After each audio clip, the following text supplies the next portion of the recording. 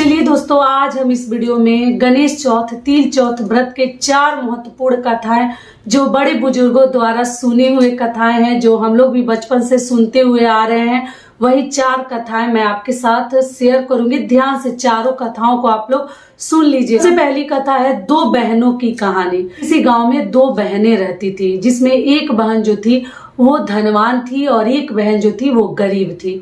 तो बड़ी बहन के घर छोटी बहन जो थी वो काम करने के लिए प्रतिदिन जाया करती थी, और जो भी मेहनत का उसका मजदूरी वगैरह होता था बड़ी बहन दे देती थी।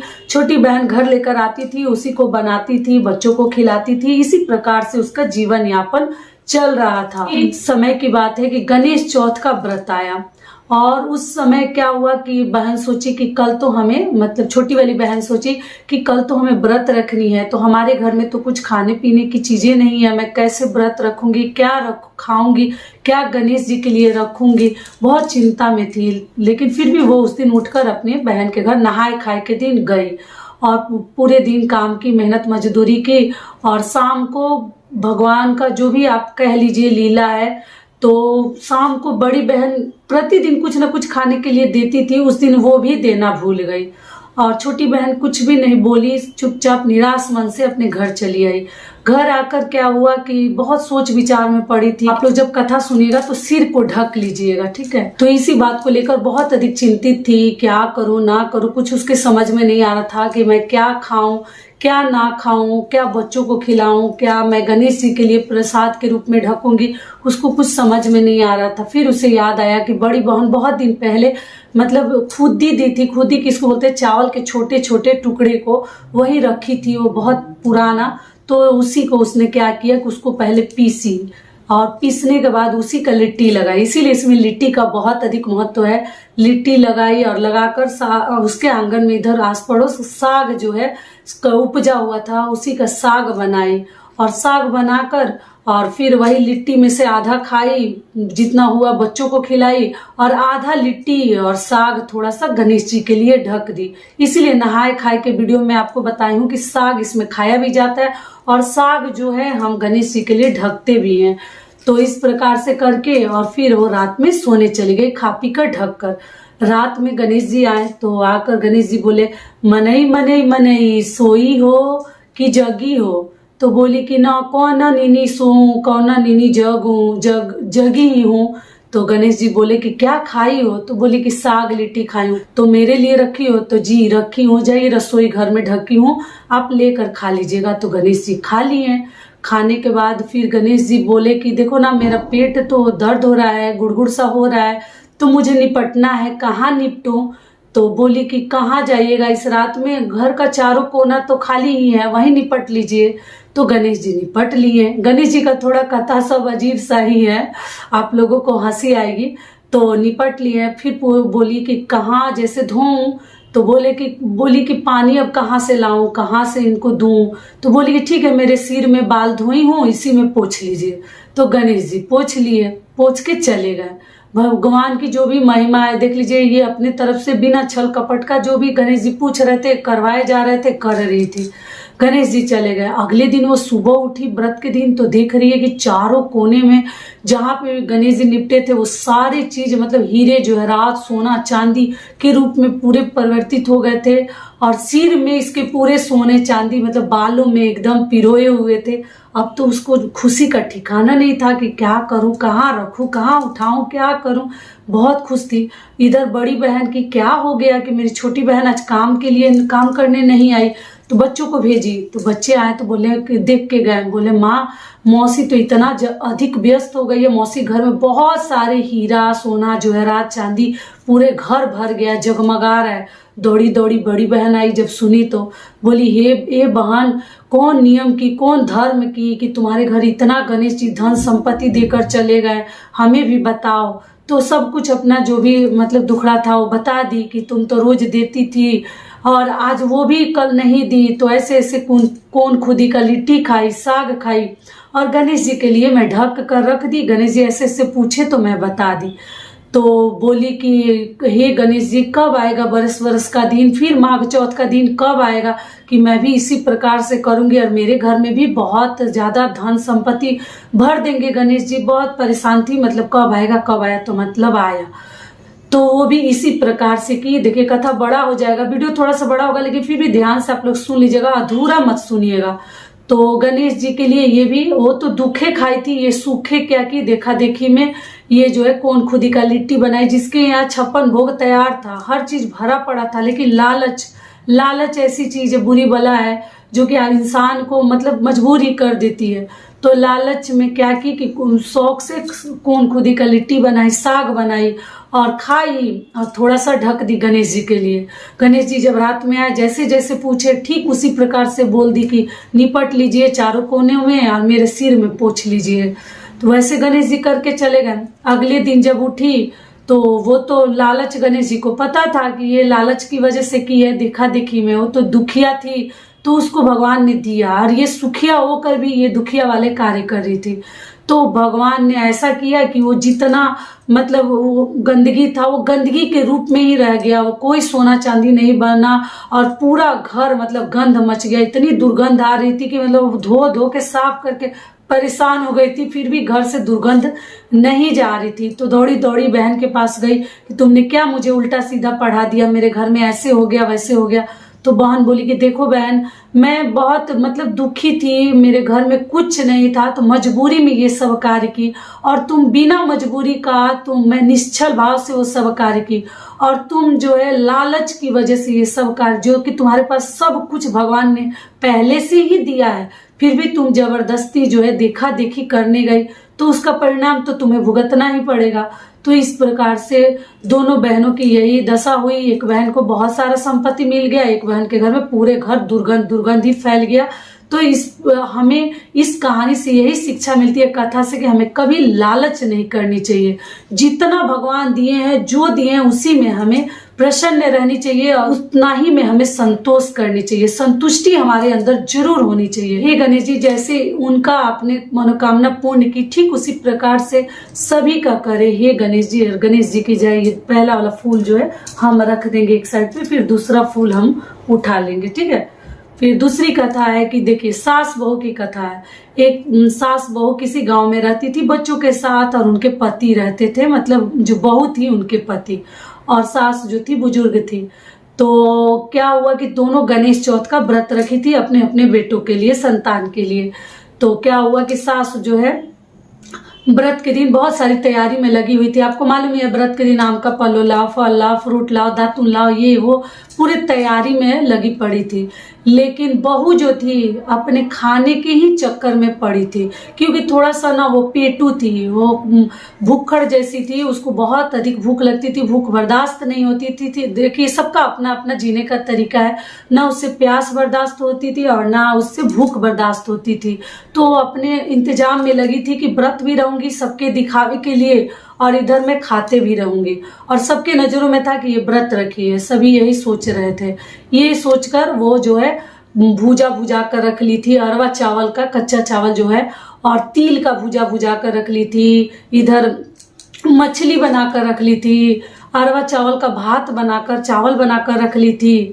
और सास जो थी पूरे दिन मतलब पूजा की चीजें सामग्री इकट्ठा करके एकत्रित करके संभाल कर रख रही थी कि शाम को कथा कहेंगे, चंद्रदेव को अर्घ देंगे, आम के पल्लो, पान का पत्ता, ये सभी चीजें मंगा कर रख रही थी। तो क्या हुआ कि इस प्रकार से उनका पूरा दिन व्रत का चल रहा था। तो बहू क्या करती थी, बाहर जब आती थी रूम से, तो मतलब कमरे से, तो बोलती थी सास को कि कब शाम होगा, कब चंद्रोदय का समय होगा, हमसे अब रहा नहीं जा रहा है। तो और घर में जब जाती थी तो तिल चाउर का भूजा खा लेती थी, और कभी मछली खा लेती थी, कभी अरवा चावल का भात, ढेल ढेलौरा भात, मतलब आपको मालूम है नया वाले चावल का जो भात होता है ना, वो ढेला सा हो जाता है, यानी कि मतलब सभी चावल दाना दाना अलग हो ऐसा नहीं होता, गीला सा हो जाता है। तो कभी कभी वो चावल भी खा ले रही थी, और फिर बाहर आती थी तो बोलती थी भूखे प्यासे एकदम रहा नहीं जा रहा है। और ये सभी चीजें नोटिस कौन कर रहा था, उसका खुद का पति उसको देख रहे थे। तो पति देख रहे थे कि देखो हमारी माँ कितने सच्चे मन से श्रद्धा भाव से व्रत रखी है, कितना निष्ठा से त्याग करके। और मेरी बीबी को देखो, ये जब घर में आ रही है तो इधर चावल भूजा खा ले रही है, एक गाल में इधर खा ले रही है, और बाहर जाके बोल रही है कि भूख प्यास से रहा ही नहीं जा रहा है। तो कुछ बोले नहीं, और शाम हुआ तो बोले कि ठीक है आप लोग पूजा की तैयारी करो, हम गांव में जा रहे हैं, लोगों को अर्घ दिला लेंगे, उसके बाद आएंगे तो आप लोग सास बहू को दिलवा देंगे। तो शाम जब हुआ तो दोनों सास बहू पूजा पाठ की, कथा कहीं सुनी और इंतजार करने लगी कि कब आएंगे तो अर्घ दिलवाएंगे। तो उनका बेटा जो है थोड़ा रात को ही आया है, थोड़ा देर हो गया था।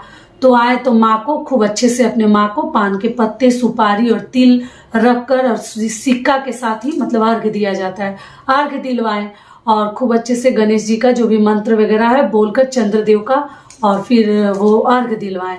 और जब अपनी पत्नी का उनका बारी आया तो बोले कि तिल चाउर का भूजा ली गणेश जी पूजा, तिल चाउर का भूजा ली गणेश जी पूजा, मांगुर मछली का नाम था मांगुर मछली, और ढेल ढेलौरा भात ली गणेश जी पूजा, मछली भात ली गणेश जी पूजा, इस प्रकार से बोल रहे थे। तो बोल रहे कि ऐसे आप क्यों कर रहे हैं, अपनी माँ को तो कितना श्रद्धा से आप पूजा करवाए हैं, जैसे अर्घ दिलवाए हैं, और मेरे साथ ये सब क्या बोल रहे हैं, मंत्र वगैरह नहीं पढ़ रहे हैं। तो बोले कि तुम्हारे लिए यही मंत्र है, तिल चाउर का भूजा ली गणेश जी पूजा। तो बोले कि देखो हमारी माँ बहुत त्याग के साथ सुबह से निर्जला निराहार ये व्रत रखी है, बहुत ही नियम धर्म निष्ठा के साथ, और तुम क्या हो कि लोगों को धोखा दे रही हो। मैं सब देख रहा था, तुम जा रही थी कमरे में और खा ले रही थी, और फिर बाहर आके नाटक कर रही थी, ड्रामा कर रही थी कि हम व्रत रखे हैं, इसलिए तुम्हारे साथ मैं यही मंत्र बोलूंगा, तुम्हारा व्रत तो खंडित हो गया है, तुम तो खा पी ली हो, कहाँ व्रत रखी हो। तो बहुत शर्मा गई और फिर बोली कि हे गणेश जी हमारी गलती को क्षमा कीजिएगा, फिर मैं अगले साल आपका व्रत एकदम नियम धर्म के अनुसार ही करूंगी। तो हे गणेश जी जैसे उनका कामना पूर्ण किए वैसे साथ शत्रु का कीजिए। तो हमारा दूसरा कथा भी समाप्त हो गया। ये फूल हम रख देंगे, फिर अगला पुष्प ले लेंगे। तीसरी कथा इस प्रकार से है। किसी नगर में एक राजा राज्य करते थे। राजा के यहाँ उनकी लड़की की शादी थी, वो विवाह रखे हुए थे कि इस डेट को मेरी बेटी की शादी है। तो पूरे नगर के लोगों को बताकर राजा रखे थे कि बहुत अधिक उनके नगर में, उनके राज्य में बहुत अधिक बारिश हो रही थी, और इस वजह से राजा के घर का कोई भी कार्य नहीं हो रहा था, ना कोई अनाज अन्य वगैरह सूख रहा था, ना कुछ हो पा रहा था, ना कुम्हार अपना बर्तन पका पा रहा था। इतनी बारिश हो रही थी कि लोग परेशान थे, और पूरे नगर में उन्होंने घोषणा करवा दी थी कि जो भी हमारे यहाँ जैसे गेहूं धोकर और पीस कर लाकर मेरे यहाँ पहुंचा देगा सुखाकर, तो उसको मैं बहुत सारे स्वर्ण मुद्राएं दूंगा। और राजा तो ये सभी चीजें गांव के लोग सोच रहे थे कि कैसे क्या किया जाए, कैसे गेहूं धोकर सुखाया जाए, इतनी बारिश में गेहूं कैसे सूखेगा। तो एक बुढ़िया थी, बुढ़िया ने गणेश जी से प्रार्थना की। उस समय गणेश चौथ का समय चल रहा था। बुढ़िया ने प्रार्थना की और कहा कि हे गणेश जी अगर मेरे घर में आप जो है धूप दे देंगे ना मेरे आंगन में, तो मैं एक दिन आपके पास आऊंगी। तो गणेश जी ने धूप दे दिया। किसी के घर धूप नहीं हुआ, पूरे राज्य में कहीं धूप नहीं हुआ, लेकिन बुढ़िया के आंगन में धूप जो है बहुत ही सुंदर धूप उसके आंगन में मतलब निकल गया था। और बुढ़िया जो है गेहूं को अच्छे से धोकर सुखाकर पीस कर राजा के यहाँ समय से जाकर पहुंचा दी, और पहुंचाकर उससे जो भी राजा बहुत अधिक प्रसन्न हुए और जो भी भेंट था बुढ़िया को दे दिए। बुढ़िया लेकर खुशी से आई और उसका जीवन यापन बहुत ही अच्छे से चलने लगा। तब गणेश जी आए कि मैंने तो अपना वादा पूरा किया, तुम अपना वादा पूरा करो। तो बुढ़िया जो है बाहर निकल कर घर से और वो भाग गई और गणेश जी से नहीं मिली। गणेश जी बहुत परेशान हुए। फिर दूसरे दिन आए, फिर बुढ़िया घर से निकल कर चली गई। बुढ़िया गणेश जी से वादा तो कर दी थी लेकिन वादा निभा नहीं रही थी। तब क्या हुआ कि गणेश जी मतलब परेशान होकर गुस्से में उसके आंगन में एक जगह जैसे टॉयलेट करके चले गए थे। तब क्या हुआ कि बुढ़िया जब आई तो कुछ दिन के बाद उस स्थान पे बहुत सारा साग जैसे उपज गया, निकल गया, उग गए बहुत सारे साग की पत्तियां। तब बुढ़िया एक दिन क्या की कि बहुत सारे साग वहां से जैसे तोड़ ली और तोड़कर अपने घर में बनाई और वही साग खाई। तो खाई तो प्रेग्नेंट हो गई, मतलब गर्भवती हो गई। गर्भवती होने के 9 महीने के बाद जो था उसको लड़का हुआ तो वो जाकर बाहर खेलता था तो लोग बोलता था कि जा बिना बाप का बच्चा, बिना बाप का बच्चा, ऐसे बच्चे उसको बोलते थे कि इसका तो कोई बाप ही नहीं है, उसको भगा देते थे, खेल मतलब अपने साथ में खिलाते नहीं थे और कह देते थे बिना बाप का बच्चा। तो लड़का बहुत दुखी होता था और अपनी माँ से पूछता था तो कुछ भी नहीं बोलती थी। फिर एक दिन गया तो फिर बच्चे उसको मारे भी कि बिना बाप का बच्चा, जाओ यहाँ से, बिना बाप का बच्चा, हमारे साथ मत खेलो। तो बच्चा आया तो उस दिन गुस्से में बोला अपनी माँ से कि अब बताओ कि मेरे पिताजी कौन है और मैं किसका बेटा हूँ। बच्चे सब लोग मेरे साथ ऐसा व्यवहार करते हैं, सब लोग पूछते हैं, आप बताइए। तो उसकी माँ बोली कि देखो बेटा, जिसकी सबसे प्रथम पूजा होती है, पहला पूजा जिसको दिया जाता है, प्रथम पूजा पूरे विश्व करता है, प्रथम पूजा गणेश जी का, तो वही गणेश जी ही तुम्हारे पिता हैं। तो गणेश का जो बेटा थे वो कौन थे? धनेश। तो गणेश जी के बेटा को, पुत्र को धनेश के नाम से जाना जाता है। तो यही कथा है जो बड़े बुजुर्ग कहते हैं, जो मैं आप लोगों को सुना दी। तो ये हो गई हमारी तीसरी कथा। तो तीसरी कथा हमारी संपूर्ण हो गई। तो हे भगवान, जैसे उसकी मनोकामना पूर्ण की वैसे साथ शत्रु का कीजिए। और फिर ये मैं रख देती हूँ और फिर अगला पुष्प उठा लेती हूँ। चौथी कथा इस प्रकार से है कि एक कुम्हार था किसी गांव में और वो बर्तन को ना पकाता था। और बर्तन, आप लोग को मालूम है, कुम्हार लोग बर्तन मिट्टी का बनाते हैं और फिर उसको हवा में पकाते हैं, पकाकर शादी विवाह में लोगों घर पहुंचाते हैं। तो उसके हवा में कैसा श्राप हो गया था, क्या हो गया था कि जब भी बर्तन डालता था वो बर्तन उसके पकते नहीं थे। बर्तन तो मिट्टी का बना लेता था लेकिन वो पकते नहीं थे। इससे वो बहुत अधिक चिंतित था। तब वो एक दिन साधु महाराज के पास गया और बोला, हे बाबा, आप कोई तो उपाय बताइए, मेरे बर्तन आजकल पकते नहीं है, क्या ऐसा हमसे दोष हो गया है, कौन सी गलती मेरे द्वारा हो गई है कि बर्तन हम मतलब मेरा नहीं पक रहा है, ना मैं किसी को शादी विवाह में दे पा रहा हूँ, ना उससे हमें कुछ जो है फायदा हो रहा है, नुकसान ही नुकसान हो रहा है, आप बताइए। तब जो साधु महात्मा जी थे वो बोले कि देखो, आपके आवा में एक बलि आपको देना होगा। वो क्या है कि किसी भी ब्राह्मणी के बच्चे को लाकर आप आवा में डाल दो, उसके बाद से आपका आवा का जो बर्तन है वो पकने लगेगा। तब तो कुम्हार ये जब शर्त सुना तो उसे बहुत आश्चर्य हुआ कि इतना बड़ा मतलब कार्य मैं कैसे करूंगा, किसी का बच्चा मुझे कहाँ से मिलेगा कि मैं बच्चे को उस आवा में डाल दूंगा, और जलते आवा में जिंदा बच्चा डालना। तो बहुत परेशान हुआ। फिर उसको दिमाग में आया, ध्यान में, कि हाँ, हमारे गांव के बाहर एक ब्राह्मणी रहती है, उसका एक बच्चा है, उसके आगे ना कोई है ना कोई पीछे है, तो क्यों ना उसी के बच्चा को लाकर मैं आवा में डाल दूं। वो गया और बच्चे को चोरी से लाकर, बहला फुसलाकर लाकर और उस आवा में डाल दिया और अपना बर्तन भी मतलब झोंक दिया, झोंकना बोलते हैं ना, आवा झोंकना, और उसमें झोंक दिया और अपना बर्तन भी डाल दिया और बंद करके चला गया। सुबह उठकर आया तो बर्तन तो बहुत अच्छे से पक गए थे और बच्चा को जहां वो रख के गया था, जहां फेंक कर गया था, बच्चा ठीक उसी प्रकार से खेल रहा था फूलों के सेज पर। वो आग जो है वो फूल जैसा उसके लिए बन गया था और वैसे ही खड़ा था, अग्नि उसको छू भी नहीं पाई थी। तो अगले दिन ब्राह्मणी बहुत परेशान थी, बहुत मतलब घूम घूम के पूरे गांव में अपने बच्चे को ढूंढ रही थी, कहीं बच्चा नहीं मिला। तब सुबह जब हल्ला हुआ तो लोग इकट्ठे हुए, देखे कि अरे इसमें तो बच्चा है और वही ब्राह्मणी जो ढूंढ रही थी उसी का बच्चा है। तब वो कुम्हार से बोली, लोग बोले कि तुम ऐसा क्यों किए थे? तो कुम्हार सोचा कि इसकी माँ ने ऐसा कौन सा व्रत किया है कि देखो बच्चा जो है आग में जाकर भी बच गया। ब्राह्मणी से पूछा कि मैंने तो आपके बच्चे को ऐसे ऐसे साधु महाराज बोले थे, तो मेरे से ये गलती हो गई है मुझसे, मैं जानबूझकर नहीं किया, लेकिन मेरी मजबूरी थी तो मैं आपके बच्चे को हवा में डाल दिया था। लेकिन आप ऐसा कौन सा नियम धर्म करती है कि आपका बच्चा हंसता खेलता बाहर आ गया, धन्य है आप। तब वो बुढ़िया जो थी वो बोली कि बता दूं कि मैं गणेश चौथ का व्रत करती हूँ हर साल, जिससे हमारा बेटा मौत के मुंह से भी बचकर आ गया। तो हर महिलाएं ये व्रत करे, अगर अपने बच्चे की दीर्घ आयु चाहती हैं अपने संतान की, तो सभी महिलाओं को गणेश चौथ का व्रत जरूर करना चाहिए। तो आप लोग अगर चाहें तो हर ग्रामवासी ये कर सकते हैं। जब से महिलाएं ये बात सुनी, सभी महिलाएं उस साल से गणेश चौथ का व्रत करने लगी। तो मैं हर माताओं से ये अनुरोध करना चाहूंगी कि गणेश चौथ का व्रत आपको जरूर करनी चाहिए। अगर आप लोग अपने संतान की दीर्घ आयु चाहते हैं, अपने संतान की लंबी उम्र चाहते हैं, तो आप लोग ये व्रत जरूर कीजिए।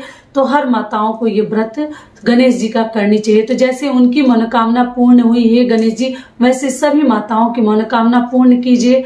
तो ये हो गया हमारा चौथा कथा और संपूर्ण हुआ। तो चारों कथा मैं आपको कहकर सुना दी। पांचवी कथा क्या है कि एक बुढ़िया माई थी जो रोज मिट्टी के गणेश जी बनाकर पूजा करती थी, लेकिन रोज मिट्टी के गणेश जी गल जाते थे। एक दिन उसके घर के सामने एक सेठ का मकान बन रहा था। बुढ़िया ने मकान बनाने वाले कारीगरों से कहा कि मेरे लिए पत्थर के गणेश जी बना दो। कारीगरों ने अहंकार में कहा कि जितनी देर में हम तेरा गणेश जी बनाएंगे उतनी देर में सेठ जी की दीवार बन जाएगी। बुढ़िया को बहुत दुख हुआ और उसने कहा, राम करे तुम्हारी दीवार टेढ़ी हो जाए। जैसे ही उसने यह कहा, दीवार टेढ़ी होने लगी। कारीगरों ने कई बार कोशिश की, लेकिन दीवार सीधी नहीं हुई और शाम तक कुछ भी काम नहीं हुआ। सेठ जी ने जब कारण पूछा तो कारीगरों ने बुढ़िया की बात बताई। सेठ जी ने बुढ़िया को बुलवाया और कहा कि अम्मा, तुम हमारी दीवार सीधी कर दो, मैं तुम्हारे लिए सोने के गणेश जी बनवा दूंगा। सेठ जी ने बुढ़िया को सोने के गणेश जी बनवा कर दिए और जब बुढ़िया ने पूजा की तो दीवार सीधी हो गई। कथा के अंत में यह कामना की जाती है कि जैसे बुढ़िया की दीवार सीधी हुई वैसे ही सभी की तकदीर सीधी हो। जय हे गणेश जी महाराज, हम सब पर अपनी कृपा बनाए रखिएगा। तो इस प्रकार से थी गणेश जी की कथा। 5 कथा कहकर तब आप लोग उठकर जाकर वहां से सुन लीजिएगा या पढ़ लीजिएगा, जो भी आपकी इच्छा हो, और उसके बाद से आप लोग जाकर चंद्रदेव को अर्घ देकर अपनी पूजा का समापन कीजिएगा। सारी बातें क्लियर हो गई। तो ये वीडियो मेरा यहीं तक का था। फिर मिलती हूँ एक नए वीडियो में, तब तक के लिए नमस्कार। श्री गणेशाय नमः।